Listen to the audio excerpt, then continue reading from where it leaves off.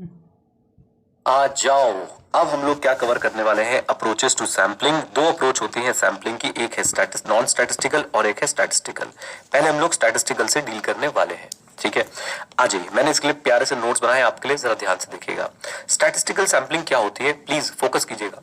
Statistical sampling अगर मैं आपको एक बार सिर्फ और सिर्फ अपनी नॉलेज के लिए बता दूं तो भाई साहब, जहां पे आप लोग मैथ्स के फॉर्मूले, स्टैट्स के फॉर्मूले यूज करो सैंपल सिलेक्शन के लिए, फिर सैंपल की प्रोजेक्शन के लिए, और फिर रिजल्ट्स की इवैल्यूएशन के लिए, सैंपलिंग की इवैल्यूएशन के लिए, राइट। यानी जहां पे मैथ्स और स्टैट्स यूज हो रहा हो, जहां पे फॉर्मूला बेस्ड काम हो रहा हो, वहां पे हम लोग बोलते हैं कि स्टैटिस्टिकल सैंपलिंग लगाई जा रही है। फिर से बोल दूं, मैथ्स और स्टैट्स के फॉर्मूलेज यूज कर रहे हो, सैंपल का सिलेक्शन वैसे ही कर रहे हो, सैंपल को एनालाइज वैसे ही कर रहे हो, उसके बाद जो है सैंपलिंग के रिजल्ट्स को आप लोग वैसे एनालाइज कर रहे हो, और सैंपलिंग का फिर जो प्रोजेक्शन करते हैं ना, प्रोजेक्शन, वो भी आप लोग जो है वो मैथमेटिक्स और स्टैटिस्टिक्स की मदद से कर रहे हैं। आइए अब जरा मेरी बात को सुनिए। एग्जाम में क्या लिखना है, एग्जाम में ये दो लाइंस लिख के आनी है जो आपको मार्क्स दिलाने वाली है, राइट। नंबर 1, स्टैटिस्टिकल सैंपलिंग में क्या होता है, random selection of sampling unit. What is random selection of sampling unit? Every item must have equal chance of selection and random number table is used. Okay, or other scientific basis or other scientific way is used. आपको exam में सिर्फ यही लिखना है, random selection of sampling unit. मैंने आपको मतलब बता दिया, रैंडम सिलेक्शन का मतलब क्या है, every item must have equal chance of selection. And use of probability theory, probability theory का यूज करा है for measuring the sampling risk and evaluating the sampling result. देखिए प्रोबेबिलिटी थ्योरी होती क्या है, प्रोबेबिलिटी थ्योरी में आप लोग रैंडम इवेंट्स को एनालाइज करते हैं to determine likelihood of various outcome, कि भाई इन रैंडम इवेंट का आउटकम जो है वो क्या हो सकता है, कौन से आउटकम के क्या चांसेस है। ओके देखिए मैं समझाता हूं। रैंडम इवेंट क्या हो गया, सिलेक्शन ऑफ सैंपल। आपके पास 1 लाख सेल ट्रांजैक्शन है, आपने उसमें से 500 जो है वो सैंपल साइज आपने डिटरमाइन करा है, तो वो आपके लिए हो गया सिलेक्शन ऑफ सैंपल। आपने सिलेक्शन ऑफ सैंपल को क्या करना है, एनालाइज करना है। उन 500 इवेंट्स को आप एनालाइज करेंगे और डिटरमाइन करेंगे भैया इन 500 इवेंट्स के हिसाब से पॉपुलेशन का कंक्लूजन क्या निकल सकता है, पॉपुलेशन में मिसस्टेटमेंट होगी या पॉपुलेशन करेक्ट होगी। तो आपसे प्रोजेक्शन का पार्ट बोल सकते हैं, determine likelihood of various outcomes. Again exam के लिए सिर्फ 2 लाइनें। स्टैटिस्टिकल सैंपलिंग में क्या होता है, random selection of sampling unit होता है। प्रोबेबिलिटी थ्योरी का यूज होता है सैंपलिंग रिस्क को मेजर करने के लिए और सैंपल रिजल्ट्स को इवैल्यूएट करने के लिए, सैंपलिंग रिस्क को मेजर करने के लिए और सैंपल रिजल्ट्स को इवैल्यूएट करने के लिए। ओके ये 2 लाइनें हो गई। उसके बाद ये छोटी छोटी सी मैंने इसकी कैरेक्टरिस्टिक लिख दी है, किसकी, आपकी स्टैटिस्टिकल सैंपलिंग की। Number 1 mathematical and statistical method है, बहुत बढ़िया जी।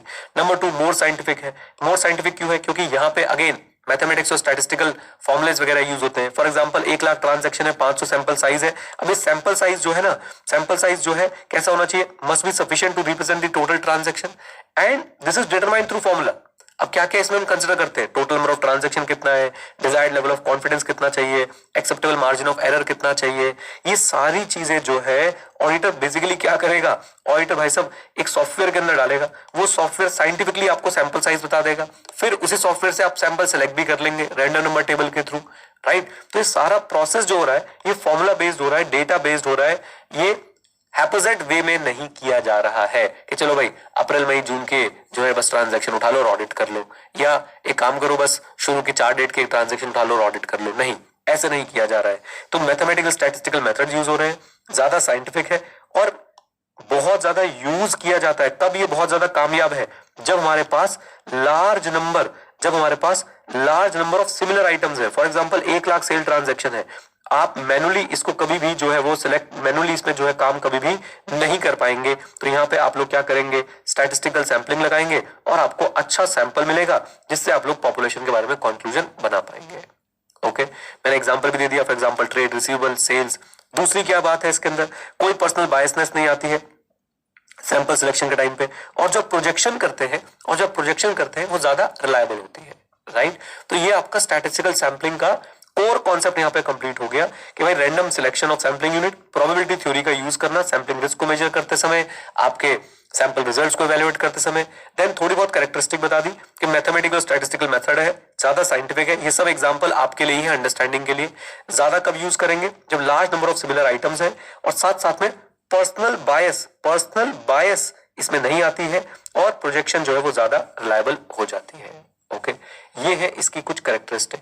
आप लोग यहीं से इसको जो है वो पढ़ सकते हैं और इतना भी अगर आप आंसर लिख के आएंगे स्टैटिस्टिकल सैम्पलिंग को समझाने के लिए तो मोर देन सफिशिएंट रहेगा। हाँ इसकी एडवांटेजेस पूछ लेंगे तो वो हमारे पास फिर जो है यहाँ पे दे रखी है और ये एडवांटेजेस मैं आपको एक एक करके सारी समझा देता हूँ। सबसे पहली बात, आप छोटे सैंपल साइज से भी ज्यादा कॉन्फिडेंस पा सकते हैं अपनी पॉपुलेशन के ऊपर।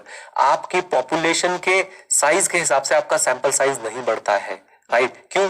देखिए अगर आपकी पॉपुलेशन में 1,00,000 ट्रांजैक्शन है, आप सिर्फ 500 ट्रांजैक्शन से जो है उनका पॉपुलेशन का कंक्लूजन बना सकते हैं। क्यों? आप साइंटिफिक वे यूज कर रहे हैं, आप फॉर्मूलाज यूज कर रहे हैं। आपका सैंपल में आपने जो सैंपल सेलेक्ट किए हैं every item had equal chance of selection, है ना? तो सबसे पहला पॉइंट यही है कि amount of testing that is sample size does not increase in proportion to the increase in the size of the area tested. That is आपका जो sample size है वो आपके पॉपुलेशन साइज के हिसाब से नहीं बढ़ता है। यानी पॉपुलेशन साइज जो है बहुत बड़ा भी होगा तो भी छोटे सैंपल साइज से काम चल जाएगा। मैंने आसान भाषा में एक्सप्लेन कर दिया। Smaller sample size gives a better representation of the population. अगर जजमेंटल सैंपलिंग होती है या नॉन स्टैटिस्टिकल सैंपलिंग जिसे बोलते हैं तो सैंपल साइज आपको बड़ा लेना पड़ेगा, वो तब भी जो है वो रिप्रेजेंटेशन प्रॉपर नहीं दे पाएगा पॉपुलेशन की। ओके तो आपका पहला एडवांटेज ये है कि आपका अमाउंट ऑफ टेस्टिंग जो है वो in proportion to the size of the population नहीं बढ़ता है। दूसरा, ऑब्वियस सी बात है, आपका सैंपल ज्यादा ऑब्जेक्टिव होता है, ज्यादा डिफेंसिबल होता है। ऑब्जेक्टिव मतलब अनबायस्ड है और ज्यादा डिफेंसिबल है। डिफेंसिबल मतलब कल को आपके पास सवाल उठेंगे तो आप बता सकते हो देखो जी मैंने तो फॉर्मूला बेस्ड जो है सैंपल सेलेक्ट किया था। ओके तो आपका सैंपल ज्यादा ऑब्जेक्टिव है, ज्यादा डिफेंसिबल है। अच्छा जी, देन तीसरा एडवांटेज क्या आता है? ये मेथड, इस मेथड से आपको क्या मिलता है? आपको एक सैंपल साइज जो है वो डिटरमाइन करने में हेल्प मिलती है। आप एक अच्छा सैंपल साइज जो है डिटरमाइन कर पाते हैं। Simply speaking you are able to determine the minimum sample size with a specified risk. जैसे कि मैंने आपको अगर मैं यहाँ पे बताऊं कि आप 5% जो है वो रिस्क लेने को तैयार है तो उसके हिसाब से आपको जो है एक मिनिमम सैंपल साइज क्या होना चाहिए, आपका फॉर्मूला आपको निकाल के दे देगा कि minimum sample size should be 500। तो यहाँ से आप रिलेट कर सकते हैं कि इस मेथड से आपको एक सैंपल साइज मिल जाता है associate with a specified risk. और आपको पता है जैसे जैसे आप लोग रिस्क को कम करना चाहेंगे आपका सैंपल साइज जो है वो बढ़ता जाएगा। ओके तो आप सिंपली बोल सकते हैं कि आपको ये डिटरमाइन करता है ये आपको हेल्प करता है to determine the sample size. लीजिए 3 एडवांटेज हो गई। पहले एडवांटेज क्या थी? Amount of sample size does not increase in proportion to the increase in the population to be tested. More objective, more defensible. अच्छा जी, देन उसके बाद मिनिमम सैंपल साइज आपको डिटरमाइन करने में हेल्प करता है। एंड वो हेल्प ऐसा नहीं करता है, वो आपको हेल्प करता है in association with the specified risk. आपके रिस्क के हिसाब से वो आपका साइज जो है डिटरमाइन करने में हेल्प करता है। देन नेक्स्ट पॉइंट बहुत ही आसान है, थोड़ा लिखा टेक्निकली बट सिंपल सी बात बताऊं तो it helps in determining the sampling risk also. तो ये ऑडिटर की मदद करता है to quantify the sampling risk, right? तो आप इसको ऐसे लिख सकते हैं, it provides a means for driving calculated risk. Basically sampling error भी आपको जो है कंप्यूट करने में हेल्प कर देता है। देन फिफ्थ पॉइंट सिंपल सी बात है भाई, better conclusion about the population. Better conclusion about the population तो better description of a large mass of data. तो आप बोल सकते हैं कि ज्यादा अच्छा कंक्लूजन आपको मिलता है पॉपुलेशन के बारे में। एंड 6 पॉइंट प्रोजेक्शन में हेल्प करता है। तो आप इन पे ना छोटी छोटी हेडिंग्स बना सकते हैं, projection, conclusion, right, sampling risk, okay, then sample size. Okay बाकी तो हमें याद है ही कि भाई हमारा अमाउंट ऑफ सैंपल साइज जो है वो नहीं बढ़ता है in proportion of the increase in population. ए बी ज्यादा ऑब्जेक्टिव, ज्यादा डिफेंसिबल है। उसके बाद सैंपल साइज डिटरमाइन करने में हेल्प करता है, सैंपल रिस्क डिटरमाइन करने में हेल्प करता है, कंक्लूजन्स बनाने में हेल्प करता है एंड प्रोजेक्शन में भी जो है वो आपकी हेल्प करता है। ये हो गए आपके स्टैटिस्टिकल सैंपलिंग की बातें। अब बात करते हैं नॉन स्टैटिस्टिकल। नॉन स्टैटिस्टिकल को जजमेंटल सैंपलिंग भी जो है वो बुलाया जाता है। इसको लेके क्या बातें हैं? वैसे तो अपने आप ही समझने वाली चीज है, जस्ट ऑपोजिट होगा। किसका जस्ट ऑपोजिट होगा? जस्ट ऑपोजिट होने वाला है आपकी स्टैटिस्टिकल सैंपलिंग का। ओके तो अब इसकी शुरुआत कैसे करेंगे?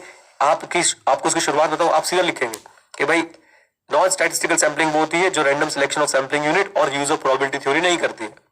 नॉन स्टैटिस्टिकल सैंपलिंग वो होती है जो आपकी use of probability theory and random selection जो है वो नहीं करती है। आइए मैं आपको यहाँ पे इसको लिख देता हूं जल्दी से आप लोगों के लिए, प्लीज जरा साथ में जुड़ जाइएगा। आ जाओ मेरे साथ, लिखो जरा जल्दी। a sampling approach that does not have characteristics of random selection and does not use probability theory. लीजिए, तो ये हमारी कौन सी अप्रोच बन गई है, ये हमारी कौन सी सैम्पलिंग की बात हम लोग कर रहे हैं, नॉन स्टैटिस्टिकल सैम्पलिंग की, नॉन स्टैटिस्टिकल सैम्पलिंग। लो जी, ये हमारी हो गई बच्चों नॉन स्टैटिस्टिकल सैम्पलिंग। ऐसी अप्रोच जो क्या यूज नहीं करती है, does not have characteristic of random selection and does not use what, probability theory. ना ही रैंडम सिलेक्शन करती है और ना ही प्रोबेबिलिटी थ्योरी का यूज करती है। ओके, अब यहाँ पे और भी बातें मैं आपको लिखवा देता हूं। अब ये सारी बातें सेल्फ एक्सप्लेनेटरी है, मैं सिर्फ आप लोगों को ये लिखवा देता हूं और आप लोग इससे ही काम अपना चला लेंगे। आ जाओ मेरी बात सुनो जरा, लिखो। Sample size and the samples are determined on the basis of personal experience and knowledge of the auditor. तो आपका जो सैंपल साइज है, आपका जो सैंपल्स है, वो सारे के सारे कैसे डिटरमाइन करने वाले, personal experience and knowledge of the auditor. इसे बोलते हैं जजमेंटल सैंपलिंग भी बोलते हैं इसको। क्या बोलते हैं, जजमेंटल सैंपलिंग। आ जाओ जी, this approach is simple. The sample may not be true representative of the population. Attempt is made to avoid establishing pattern. Element of surprise is maintained.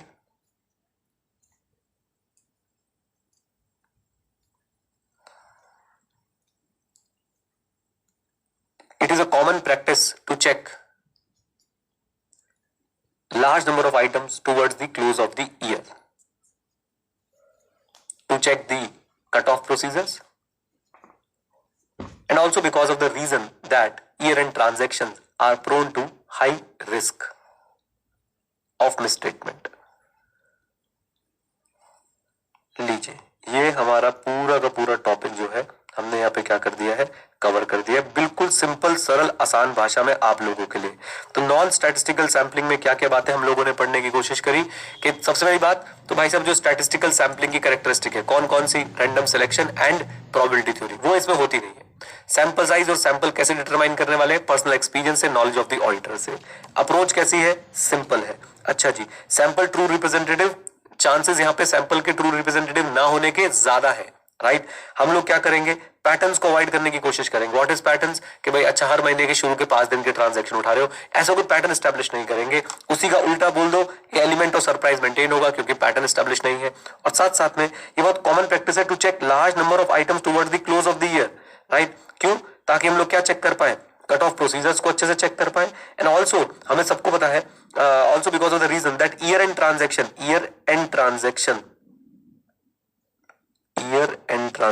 आ जाएगा यहाँ पे, year end transaction are prone to, हाँ जी, year end transaction are prone to what, year end transaction are prone to high risk of misstatement. और इसलिए हम लोग बोलते हैं कि भाई ईयर एंड ट्रांजैक्शन अच्छे से चेक कर लेते हैं हम लोग।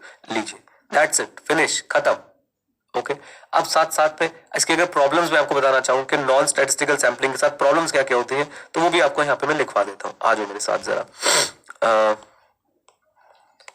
Problems with non statistical sampling. And believe me guys, आपको ये पता है, ऐसा नहीं है कि आपको नहीं पता है, आपको ये 101% जो है वो पता है। बस मैं आप लोगों को इस समय कोशिश कर रहा हूं कि ना लिखवा दूं।